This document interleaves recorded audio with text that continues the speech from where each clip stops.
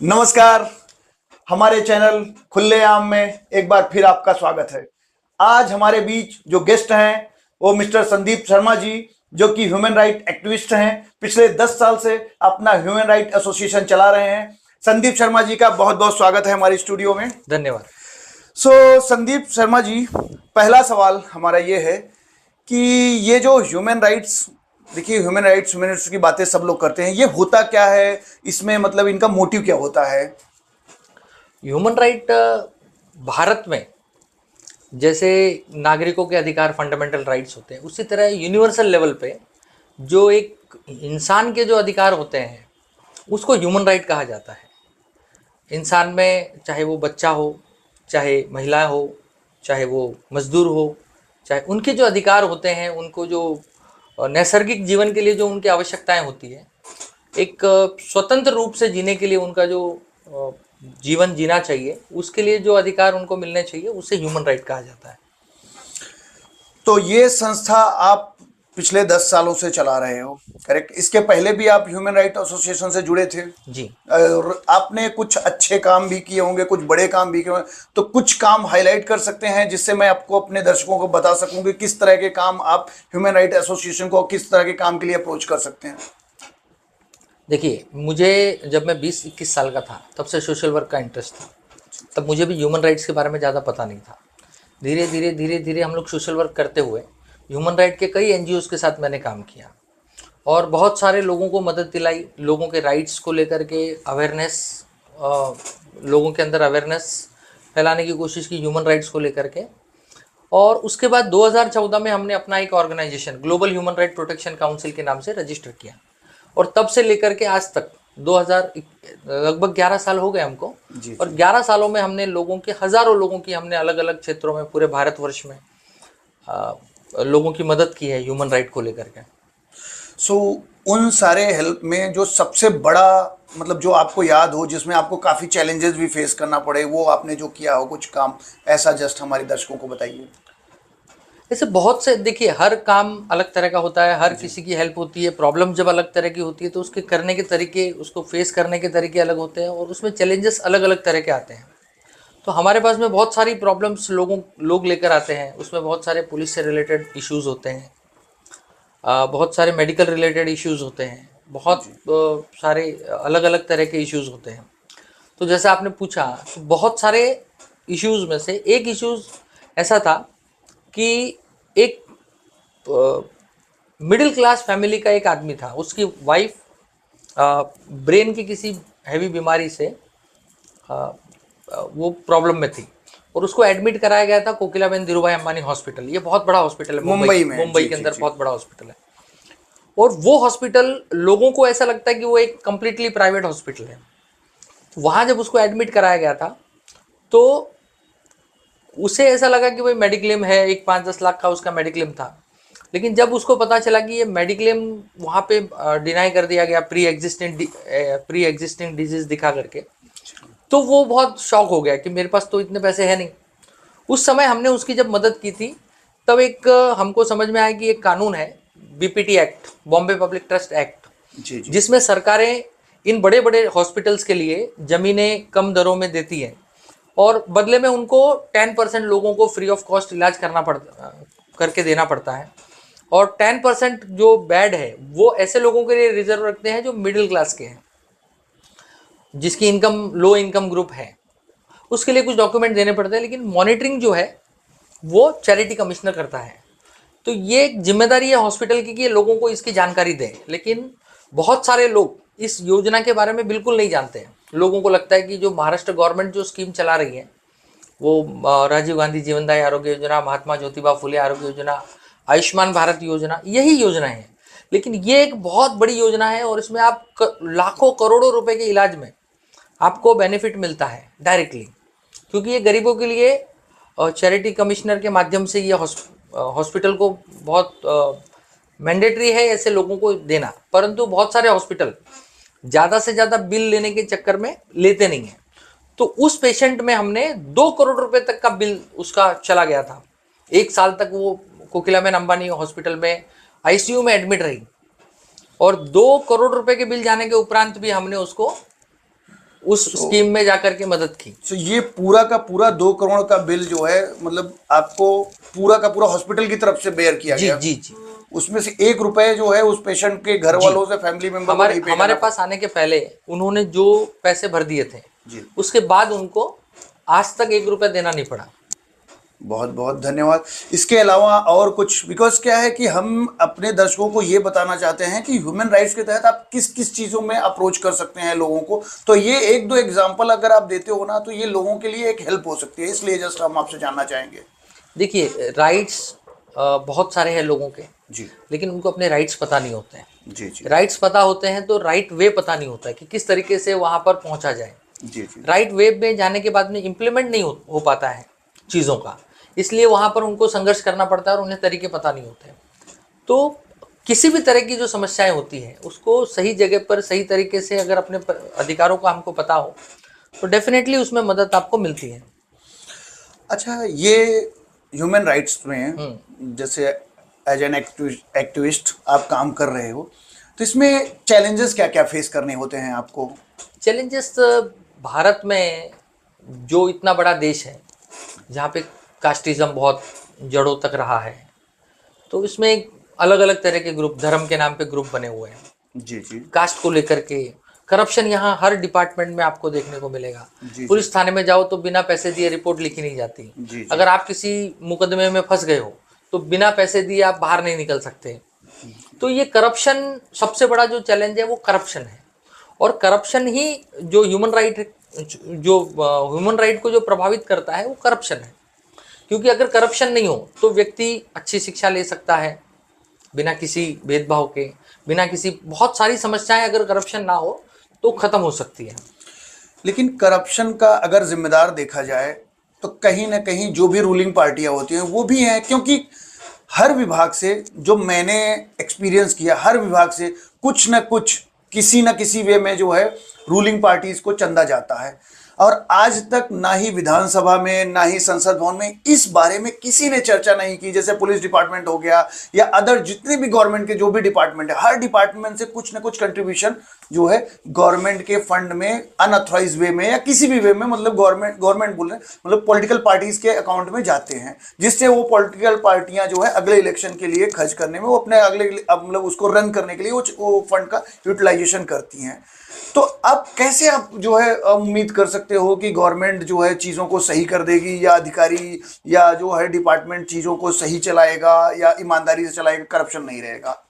देखिए, बहुत सालों से भारत में इतना बड़ा, विश्व का सबसे बड़ा लोकतांत्रिक देश है, और एक अच्छे लोकतंत्र का सबसे मजबूत उदाहरण ये हो सकता है कि वहाँ पर ट्रांसपेरेंसी हो। हमारे देश में ये एक दुर्भाग्य, आपने सही कहा कि चुनाव लड़ने के लिए पैसा है। आज चुनाव कौन लड़ रहे हैं? कोई साधारण आदमी, शिक्षित वर्ग जो है वो चुनाव नहीं लड़ रहा है। चुनाव वो लड़ रहा है जो माफिया है, जो काला पैसा जमा जिसने करके रखा है, जिसके पास अनाप शनाप पैसे हैं, वो पैसा इन्वेस्ट कर रहा है राजनीति में, और जब वो सत्ता में आ जाएगा तब वो उसको लेगा वापस। तो वो, ये तो एक इन्वेस्टमेंट है, ये कैरियर से लेकर के, यहाँ समाज सेवा नाम की तो कोई चीज़ नहीं है। लोगों को जो हित होता है वो तो अंत में रखना है।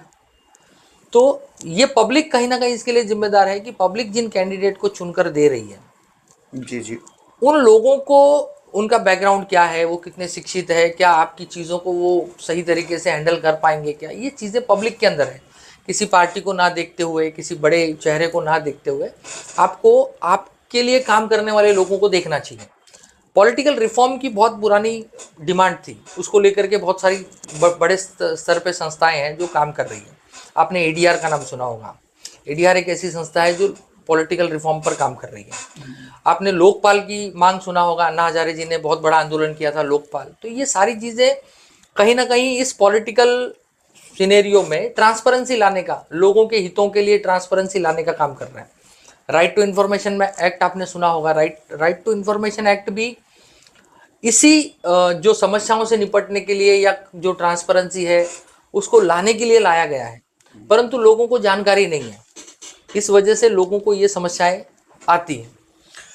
पर आप बोल रहे हो कि पब्लिक सही नेता चुने। मैंने जो सर्वे किया है, जो मैंने लोगों तक जा जा के मिला हूं, तो मैंने जो महसूस किया वो मैं आपको बताना चाहूंगा कि हर चुनाव में पब्लिक उसी को वोट कर रही है जिससे उनका कुछ न कुछ पर्सनल या किसी तरीके का पॉलिटिकल बेनिफिट लेना है फ्यूचर में, या इंस्टेंट बेनिफिट हो रहा है, उन्हीं को वो वोट कर रहे हैं। वो थोड़े से फायदे के लिए, तुरंत के फायदे के लिए किसी भी आदमी को चुन ले रहे हैं जी। तो कहीं ना कहीं पब्लिक भी तो जिम्मेदार है इसमें। 100% पब्लिक इसमें जिम्मेदार है, क्योंकि पब्लिक को अपने फ्यूचर के लिए, देखिए आज हमारा जो आज का वोट है, आज हम किसे वोट दे रहे हैं।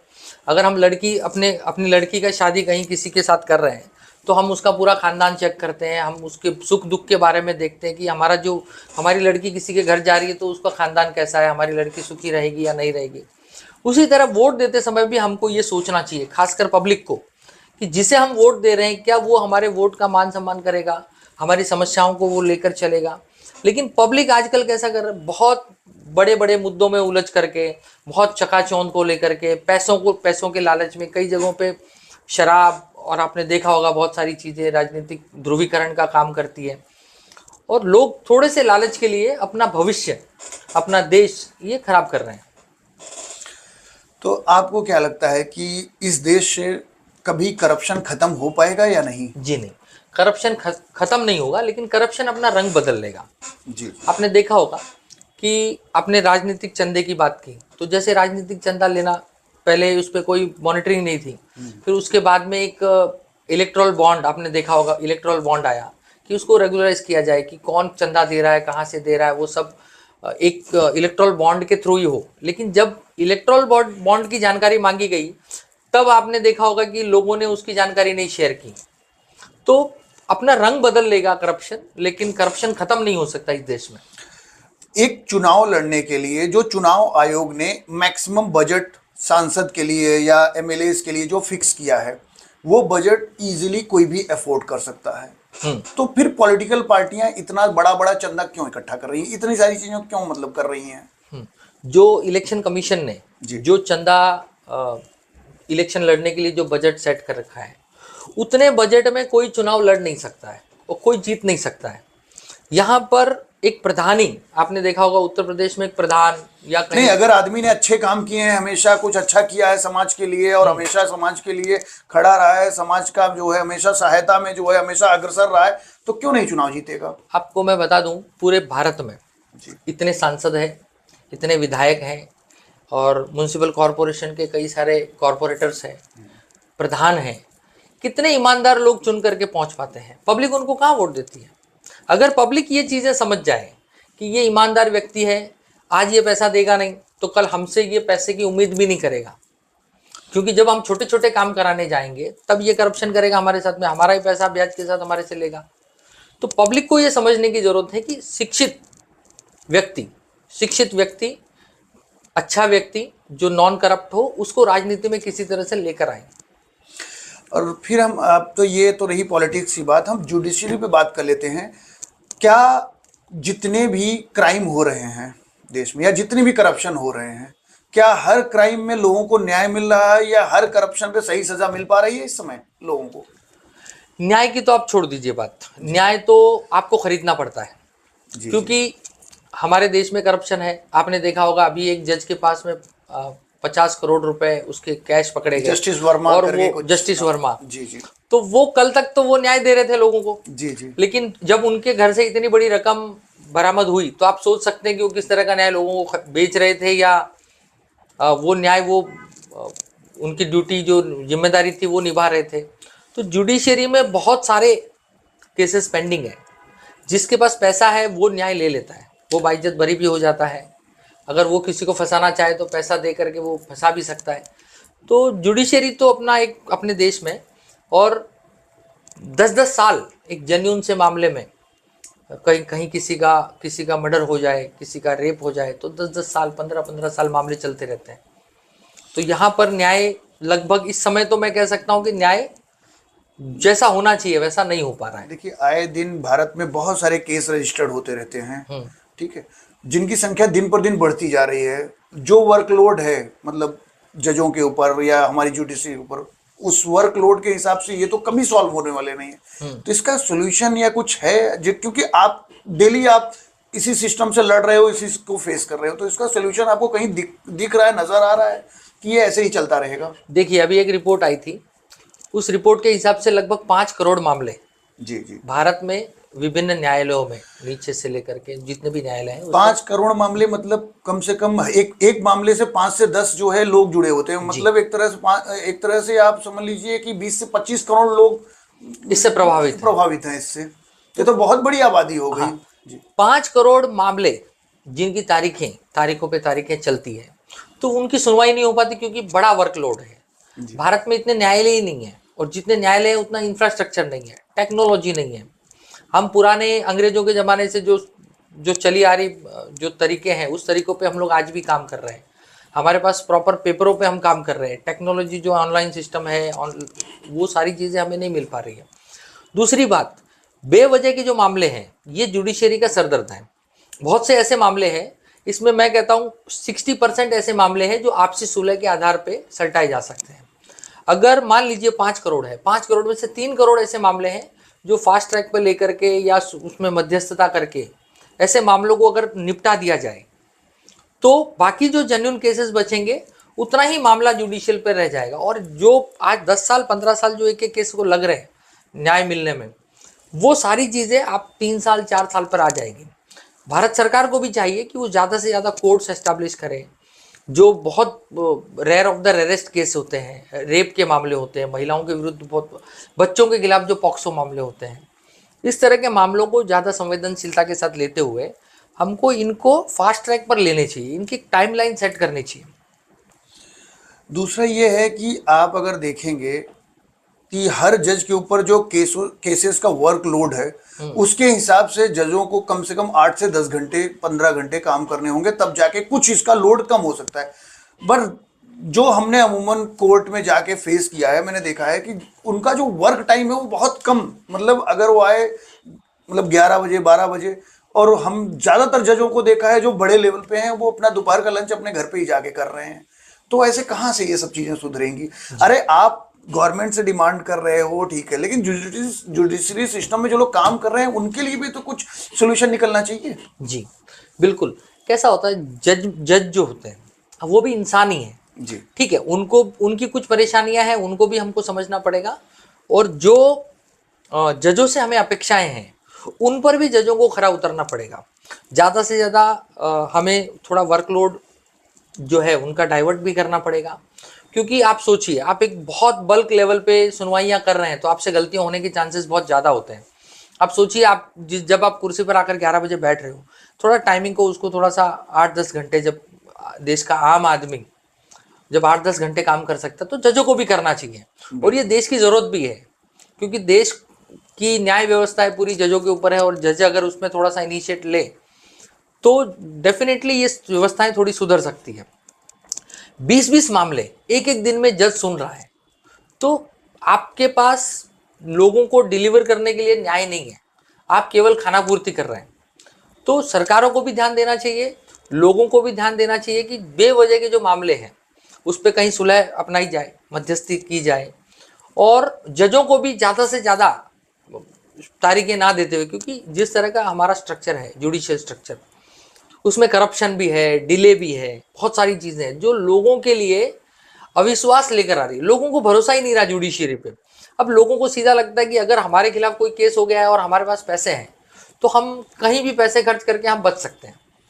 और 90% ऐसा हो भी रहा है। जी, तो जो गरीब तबका है, भारत की जो मूल आबादी है, जो सबसे ज़्यादा आबादी है, वो गांव में रहने वाली आबादी है, जो नौकरी पेशा है, जो मजदूरी कर रही है, उनके साथ जो घटनाएं हो रही है, वहाँ अगर न्याय अगर दिलाना है, तो भारत के हर व्यक्ति को न्याय मिले, ऐसी व्यवस्था हमको करनी पड़ेगी।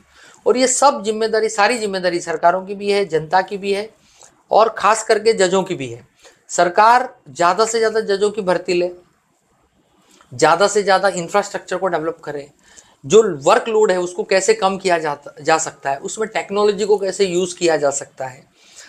जो मामले बहुत ज़्यादा महत्व के नहीं हैं, ऐसे मामलों को मध्यस्थी में लेकर के उसको कैसे हम सलटा सकते हैं, ताकि वो लोड एक कम हो जाए। और धीरे धीरे जो आज डिलीवरी टाइम है हमारा 15 साल, 10 साल, 12 साल, उस डिलीवरी टाइम को हमको कम करते हुए 2 या 3 साल में लाना चाहिए। तब लोगों का भरोसा एक भारतीय न्याय व्यवस्था पर हो पाएगा। इन सब के साथ साथ जो लोग एफोर्ड नहीं कर सकते, जो ये कानूनी लड़ाई है, ठीक है, कभी भी किसी केस में कोई फंसा है और वो एफोर्ड नहीं कर पा रहा है, बिना किसी रीजन से जो है, कभी कभी किसी के ऊपर केस हो गए और वो चला गया जेल, तो पता लगा कि वो कई सालों तक वो बाहर ही नहीं आ पा रहा है। तो उन सब चीजों के लिए क्या सोल्यूशन है अपने यहाँ? देखिए, भारत में न्याय व्यवस्था सबके लिए है।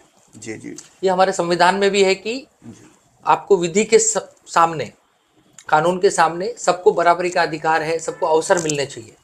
उसी आधार पर भारत में national legal service authority, state legal service authority, district legal, सभी न्यायालयों में आपके लिए एक विधि सहायता केंद्र होते हैं, जिसमें अगर आपके पास पैसा नहीं है, आपके पास कोई सहारा नहीं है, तो आपको वकील सरकार देगी आपका मुकदमा लड़ने के लिए। यानी आपको पूरा मौका मिलेगा कि आप अपनी निर्दोषता को सिद्ध करने के लिए आपको जो भी सहयोग चाहिए वो सरकार आपको देगी। तो क्या लोगों को जी लोगों को जानकारी नहीं है। आपको अगर आपके ऊपर मान लीजिए आप सही है और आप पर किसी ने मुकदमा कर दिया है और आपके पास पैसे नहीं है, तो इसका मतलब ये नहीं कि आपको न्याय नहीं मिलेगा। आपके लिए डिस्ट्रिक्ट लीगल सर्विस अथॉरिटी है, हर कोर्ट में जो जितनी भी जुडिशियली हमारी संस्थाएं हैं, हर जगह आपको डिस्ट्रिक्ट लीगल सर्विस अथॉरिटी में एक एप्लीकेशन देना है। फ्री ऑफ कॉस्ट आपको वकील मिलेगा और वो आपका मुकदमा लड़ेगा। नहीं, जो लोग ऑलरेडी जेल में बंद हैं किसी फर्जी मुकदमे में, तो उनके लिए क्या सोल्यूशन है? देखिए, जेल के अंदर जितने भी कैदी होते हैं उनके अपने अधिकार हैं। जी जी। उनको भी सारे अधिकार मिले हैं। केवल जेल में जो लोग बंद हैं वो या तो दो तरह के लोग हैं, या तो जो अंडर ट्रायल है, जिन पर अभी मुकदमा चल रहा है, वो अंदर है, तो बेल उनके लिए एक ऑप्शन है। अगर उनके पास कोई आर्थिक सहायता नहीं है तो डिस्ट्रिक्ट लीगल सर्विस अथॉरिटी की तरफ से हर महीने भारत के लगभग सभी जेलों में कैंप लगाए जाते हैं डिस्ट्रिक्ट लीगल सर्विस अथॉरिटी के। ये कैंप कहाँ लगाए जाते हैं? जेलों के अंदर। जेलों के अंदर कैदियों को इसके बारे में जानकारी भी दी जाती है। जी जी। उनको बताया भी जाता है कि आपके लिए अगर कोई आपने वकील नहीं किया है और आप ऐसे मुकदमे में अंडर ट्रायल हो जिसमें आपको लगता है कि आप छूट सकते हो, परंतु केवल वकील के ना होने के कारण आप यहाँ सजा भुगत रहे हैं, तो आपके लिए डिस्ट्रिक्ट लीगल सर्विस अथॉरिटी के कैंप लगते हैं।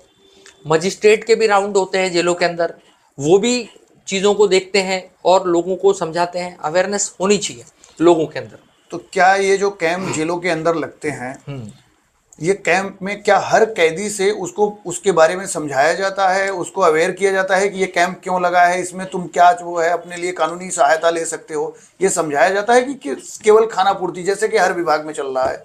देखिए, यहाँ पर सबसे पहली चीज़ तो ये होता है कि कैदी दो तरह के हो रहे हैं जी। पहले वो कैदी जो रेगुलर हैबिचुअल क्रिमिनल है जी, और उनके लिए वो सारी चीज़ें मैटर नहीं करती, वो कभी इन सब चीज़ों का उपयोग नहीं करते हैं, क्योंकि उनको पता है कि हम लोग हैबिचुअल क्रिमिनल है, हमने क्रिमिनल क्राइम किया भी है और हमारे लिए वकील है जो हमारे लिए स्पेशल मुकदमा लड़ लेगा ये, इसलिए वो वहाँ जा कर के ज़्यादा उसमें इंटरेस्ट नहीं दिखाते हैं। लेकिन जो निर्दोष लोग हैं, जो कहीं फंस गए हैं या उन्होंने अनजाने में ऐसा कोई अपराध कर लिया है और उनको पता भी नहीं कि वो अचानक से जेल में चले जाएंगे और पीछे से उनका जो परिवार है उनके पास इतनी बड़ी व्यवस्थाएं नहीं होती कि वो कुछ कर सकें, तो ऐसे लोगों के साथ में ये चीज़ें शेयर की जाती है, उनको उसके बारे में बताया भी जाता है। जेल के अंदर जो जेलर होता है उसके पास में भी आप जाकर के ये सारी सुविधाएं ले सकते हैं। उन्हें आप रिक्वेस्ट कर सकते हैं कि सर हमको आप एक वकील दीजिए, मेरे पास कोई वकील नहीं है, मेरे पास पैसे नहीं है, तो वो आपको ये सुविधा दे सकते हैं। ये तो रहे राइट्स और सुविधाओं की बात। क्या आपके लाइफ में, देखिए मैं प्रैक्टिकल बात कर रहा हूँ, कोई ऐसा इंसान आया है, मिला है कि जो इन सब सुविधाओं का लाभ उठाकर, आप पर्सनली आपके लाइफ की मैं बात कर रहा हूँ, सुविधाओं का लाभ उठाकर बाहर आया हो? बहुत सारे लोग आए हैं जी जी। देखिए, लेकिन प्रमाण बहुत कम है। आपको मैं बताता हूँ, चाहे भारत सरकार की योजनाएं हो, चाहे इस तरह की अधिकारों की बात हो, कंज्यूमर राइट्स हो, लेबर राइट्स हो, या वुमेन्स के राइट्स हो, सीनियर सिटीजन्स के राइट हो, तो लोगों को पता नहीं है। लोगों को या तो जानकारी लेनी नहीं है, या उनको एक ही चीज़ दिखती है कि कहीं भी कोई परेशानी आती है तो सीधा पुलिस थाने चले जाओ, स्पेसिफिक डिपार्टमेंट पर वो नहीं जाते, स्पेसिफिक उनके लिए क्या राइट्स है, उसके लिए कौन सा डिपार्टमेंट है, वहां नहीं जाते। कोई भी समस्या आई सीधा पुलिस थाने जाओ या फिर वकील के पास चलो। तो कानून बहुत सारे बने हैं, नियम बहुत सारे बने हैं, सॉल्यूशन बहुत सारे हैं, सुविधाएं बहुत सारी बनी हैं, जनता तक अगर वो नहीं पहुंच पा रहे हैं तो इसकी जिम्मेदारी किसकी है? सरकार की है या जो है जनता की खुद की है? अरे अगर उस व्यक्ति को पता ही नहीं है कि ये सारी चीजें बनी है तो इसकी कहीं ना कहीं इसकी जिम्मेदारी सरकार की है कि नहीं? बिल्कुल। देखिए, जो चीजें जनता के लिए लाई जाती है या जो उनके अधिकार है, उसका पब्लिक के बीच में एक प्रसार होना चाहिए। सरकार के पास बजट भी होता है, सरकार के पास में चैनल्स हैं, बहुत सारे साधन हैं, न्यूज़पेपर्स हैं, और सरकार आजकल तो सोशल मीडिया पर भी, आज सरकार का लगभग हर विभाग आज सोशल मीडिया पर है। तो सोशल मीडिया पर ज़्यादा से ज़्यादा अवेयरनेस करनी चाहिए, लोगों को उनके अधिकारों का पता होना चाहिए, चाहे वो उनके पुलिस से जुड़े अधिकार हो, थाने से जुड़े हो, नगर पालिका से जुड़े हो या तहसील से जुड़े हुए अधिकार हो। जहाँ पर भी उन्हें ऐसा लगता है, अच्छा, लोगों को भी थोड़ा जागरूकता रखनी चाहिए, लोगों को भी ये पहले पता कर लेना चाहिए कि क्या ऐसी कोई व्यवस्था यहाँ है कि नहीं है। आपको जानकारी के लिए बता दूं, बहुत सारे स्कॉलरशिप हैं, बच्चे अगर कोई टैलेंटेड है, पढ़ना चाहते हैं, पढ़ रहे हैं, अच्छे हैं, अगर उनके पास दस्तावेज हैं तो उनको स्कॉलरशिप का भी फ़ायदा लेना चाहिए। महिलाओं के लिए पेंशन योजनाएं हैं, विधवाओं के लिए पेंशन योजना है, सीनियर सिटीजन के लिए बहुत अच्छे अच्छे कानून है, सीनियर सिटीजन एक्ट 2007। आज बहुत सारे सीनियर सिटीजन हमारे पास आते हैं जो बोलते हैं कि हमारे जो बच्चे हैं वो हमारी केयर नहीं करते, हमने उन्हें पढ़ाया लिखाया, आज हमने काबिल बनाया, आज वो अपने परिवार के साथ मस्त है और हमें वो दो वक्त की रोटी तक नहीं दे पा रहे हैं, दवा नहीं दे पा रहे हैं, बुढ़ापे का सहारा नहीं है। तो उसके लिए भी, वरिष्ठ नागरिकों के लिए भी, आप सब डिविजनल ऑफिस जो उप जिलाधिकारी होता है उनके कार्यालय में जाकर एक सादी एप्लीकेशन देने पर वहाँ पर एक मुकदमा बन जाता है और वहाँ पर आपके बच्चों को बुलाया जाता है, गैर जिम्मेदार बच्चों को, और उनके ऊपर ये जवाबदारी डाली जाती है कि ये माँ बाप की जिम्मेदारी आपकी है। तो ऐसे तमाम सेक्टर्स में हर वर्ग के लिए योजनाएं हैं, हर वर्ग के लिए अधिकार सेट है, लेकिन लोगों को जागरूक होना पड़ेगा। देखिए, जागरूक करने के लिए गवर्नमेंट बहुत सारे पैसे खर्च करती है और बजट भी हर साल दिखाती है कि हमने ये एड कैंपेन चलाई, ये अवेयरनेस कैंपेन चलाए, फिर भी मेरे हिसाब से 90% लोगों को नहीं पता होता है बहुत सारे।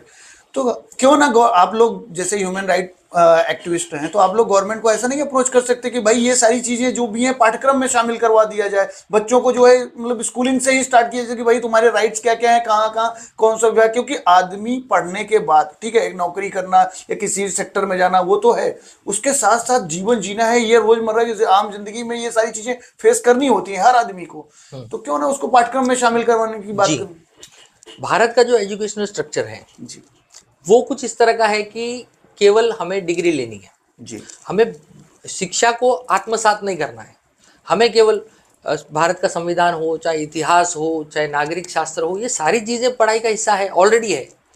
उसके बाद में भी हम लोगों ने उन चीज़ों को अपने पास नहीं रखा है। बचपन में हमने पढ़ा है, सारी चीज़ें पढ़ी है, नागरिक शास्त्र है, हमारे क्या क्या राइट्स है, संवैधानिक जो राइट्स है, हमारे कॉन्स्टिट्यूशनल राइट्स है, वो सारे हमने पढ़े हैं। नहीं, जिन्होंने स्पेसिफिक वो सब्जेक्ट लिया है वही पढ़ा है, ये सब बच्चों के लिए नहीं है जी। हर, क्योंकि बाकी अगर जो जिन्होंने वो पार्टिकुलर वो स्पेशलाइजेशन किया है उसी के लिए वो अवेलेबल है जी। बाकी ये नॉर्मल एक पाठ्यक्रम में कि भाई छोटे छोटे अवेयरनेस जो है पाठ्यक्रम में ऐसे कुछ शामिल, ऐसा कुछ कोई सुविधा है ही नहीं जी। तो ये पाठ्यक्रम में होने चाहिए, बिल्कुल आपने सही कहा। जैसे आपको एक छोटी सी जानकारी देता हूँ, बच्चे स्कूलों में पढ़ते हैं, गुड टच बैड टच जैसी चीजें अब बच्चों को पढ़ाई जा रही हैं। बहुत सारी चीजें अब दुष्कर्म की घटनाएं आ रही है, छेड़खानी की बच्चों के साथ घटनाएं आ रही है, तो बच्चों को बताया जा रहा है कि ये क्या गुड टच होता है और क्या बैड टच होता है, लेकिन बच्चों को आज भी ये नहीं पता है कि अगर ऐसी कोई घटना उनके साथ हो जाए तो शिकायत कहाँ करें। जैसे 1098 एक हेल्पलाइन है बच्चों के लिए, 1098 अगर आप डायल करते हैं तो वहाँ पर बच्चों की काउंसलिंग होती है, बच्चों को सब पूछा जाता है। और एजुकेशन के अंदर जैसा आपने कहा, अगर हम ये सारे राइट्स कि आपको क्या क्या समस्याएं आ सकती है, उन समस्याओं के लिए आपको क्या क्या अधिकार आपके हैं, ये सारी चीज़ें अगर पाठ्यक्रम का हिस्सा बने तो ये बहुत अच्छा हो जाएगा। हम क्वालिटी एजुकेशन की तरफ बढ़ेंगे, क्योंकि अभी हम लोग कंपलसरी एजुकेशन की तरफ जा रहे हैं, क्योंकि कुछ समय पहले तक हमारे पास में एक स्कूलों का इंफ्रास्ट्रक्चर भी नहीं था। 1990s के आसपास आप देखेंगे तो भारत के लगभग 6 लाख गाँव में हमारे पास प्राइमरी एजुकेशन का सिस्टम भी नहीं था। धीरे धीरे सर्व शिक्षा अभियान आया, उसके बाद में हमने कंपलसरी एजुकेशन पे ध्यान दिया। आज भी हम लोग वर्ल्ड क्लास जो एजुकेशन होती है वो आज भी हम लोग नहीं दे पा रहे हैं, या फिर वो जो एजुकेशन है वो बहुत कॉस्टली है, बहुत महंगी एजुकेशन है, तो वहाँ तक लगभग लोग नहीं जा पाते। तो सरकार को चाहिए कि वो जो बच्चे पढ़ रहे हैं उनके जो जिला परिषद के स्कूलों में चाहे सरकारी स्कूलों में, उनकी थोड़ी सी क्वालिटी को थोड़ा सा सुधारा जाए, उसके एटमॉस्फेयर को सुधारा जाए। और ये जो बच्चों के लिए जो एक कोमल उनका दिमाग होता है, उसी समय उनको राइट्स के बारे में जागरूक करते रहना चाहिए, ताकि भविष्य में चल करके उनके साथ में इस तरह की घटनाएं जब भी हो तब उन्हें पता हो कि हमें इस परिस्थितियों में क्या करना है। बिल्कुल बिल्कुल। सो संदीप शर्मा जी, बहुत बहुत धन्यवाद। आपने हमारे सारे सवालों का जवाब जो है बड़े ही धैर्यपूर्वक दिया है, और आप हमारे स्टूडियो में आए इसके लिए भी बहुत बहुत धन्यवाद। धन्यवाद।